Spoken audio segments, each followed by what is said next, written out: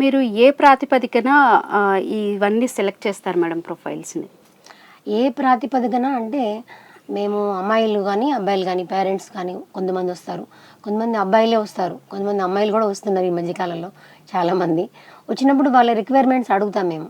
ఇదివరకులా కాదు, ఇప్పుడు చాలా మారింది. ఒకప్పుడు పేరెంట్స్ చూసి వాళ్ళు సెలెక్ట్ చేసిన వాళ్ళే చేసుకునేవారు. కేవలం అసలు పెళ్లి చూపులు అనేది చూసి ఆ పెళ్లి చూపులు చూడడానికి కూడా బుర్రెత్తి చూడాలంటే అమ్మాయిలు సిగ్గుపడేవారు. ఇప్పుడు అసలు అదేమీ లేదు. డైరెక్ట్గా అమ్మాయిలే అడుగుతున్నారు రిక్వైర్మెంట్స్.